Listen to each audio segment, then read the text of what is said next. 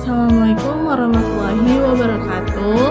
Halo semuanya, perkenalkan namaku Nadia Febrianti dan NPM-ku 2355201217. Pada video kali ini, aku akan menyampaikan tugas mata kuliah Deep Learning dengan materi analisis dan klasifikasi gambar menggunakan Convolutional Neural Network atau disebut CNN. Dan video ini juga dibuat untuk memenuhi tugas semester. So, langsung saja kita masuk ke bagian tahap pertama. Untuk tahap bagian pertama, yaitu pertama-tama kita mempersiapkan dataset. Dimulai dari kita membuat folder utama dengan kita memberikan nama dataset hewan. Nah, di dalam dataset hewan tersebut ada 3 subfolder yang kita buat, yaitu dengan hewan kucing, hewan anjing, dan hewan burung. Nah, yang dimana ketiga subfolder itu, ketiga nama jenis hewan itu, kita masukkan 10 gambar, 10 gambar kucing, 10 gambar anjing, dan 10 gambar burung. Lalu kemudian setelah itu kita akan lanjut ke tahap kedua. Baik, selanjutnya untuk bagian 2, tahapan pada praktikum di aplikasi Orange. Nah, langkah-langkahnya itu yang pertama, kita mulai dari memuat data. Terus widget yang kita gunakan yaitu pertama-tama menggunakan import image. Nah, dari kategori si image analytics. Nah, fungsinya ini untuk mengimpor koleksi gambar dari folder ke komputer, lalu dari folder lokal komputer ke dalam Orange. Nah, di widget ini nanti akan secara otomatis dia membaca subfolder yang ada di dalam folder tersebut. Nah, cara kerjanya kita klik 2 kali widget import image, habis itu pilih folder utama dataset hewan yang sudah kita buat tadi. Lalu, nah, di dalam dataset hewan tersebut sudah ada 3 subfoldernya, yaitu ada anjing, kucing, dan burung. Lalu selanjutnya ekstraksi fitur. Nah, di mana ekstraksi fitur ini kita menggunakan image embedding, dan dipilih dari kategori image analytics yang fungsinya untuk mengubah data gambar pixel menjadi representasi fitur numerik vektor yang dapat diproses oleh algoritma machine learning standar. Nah, ini juga menggunakan arsitektur CNN yang sudah ada, seperti misalnya Inception V3 ResNet 50. Nah, cara kerjanya dari widget import image itu akan kita tarik garisnya ke image embedding. Nah, kemudian kita bisa klik 2 kali di image embedding. Nah, pilih model di embedding ini akan kita pilih Inception V3. Model ini akan mengekstrak fitur-fitur penting dari gambar. Lalu kemudian yang ketiga yaitu pembagian data latih dan data uji. Yang mana di tahap ini kita adalah tahapan penting, yaitu pemodelan adalah membagi dataset menjadi data latih atau training data dan data testing atau data uji. Nah, di mana yang kita gunakan itu mengambil data sampler dari kategori data, lalu kemudian fungsinya tersebut membagi dataset secara acak menjadi 2 bagian, satu set untuk melatih model dan satu set untuk menguji performa model. Nah, cara kerjanya kita gariskan image embedding ke data sampler. Nah, kita bisa klik 2 kali di data sampler tersebut untuk memilih metode sampling type dan pilih fixed proportion of data. Nah, di fixed proportion of data kita bisa menentukan nih persentase data latihnya mau berapa. Tapi di sini aku memilih 80%, yang mana nanti 24 gambar untuk dilatih. Nah, kita juga mencentang opsi replaceable deterministic sampling. dan stratify sample when possible, yang mana berfungsi agar proses pengambilan sampel menghasilkan hasil yang sama. Untuk memastikan bahwa proporsi setiap kelas itu di dalam datasetnya tetap seimbang dan seimbang dalam sampel yang diambil selama atribut target memiliki label kategori.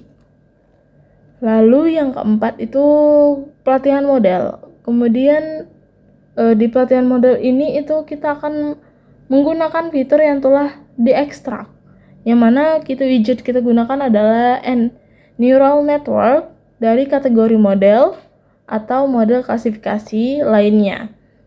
Fungsinya itu membangun model prediktif berdasarkan data yang dilatih yang akan diberikan. Dalam konteks ini, model juga belajar mengenali pola fitur yang membedakan anjing, kucing, dan burung. Nah, cara kerjanya kita menghubungkan output data latih, yaitu data sampler tadi, kita gariskan ke widget neural network. Nah, mengkonfigurasikan parameter NN neural network. Lalu yang terakhir pengujian dan evaluasi model, yang mana model ini akan menggunakan data uji yang terpisah. Lah, step pertamanya itu yaitu kita menambahkan prediction. Nah, prediction itu dari kategori evaluate dan confusion matrix dari kategori evaluate. Nah, fungsi dari si prediction ini menerapkan model yang telah dilatih pada data uji untuk menghasilkan prediksi kelas. Nah, fungsi dari confusion matrix ini untuk menyajikan hasil prediksi dalam format tabel untuk memvisualisasi akurasi dan klasifikasi untuk setiap kelas. Setiap kelasnya yaitu anjing, kucing, dan burung. Nah, cara kerjanya yaitu output model neural network tadi akan kita inputkan ke model prediction.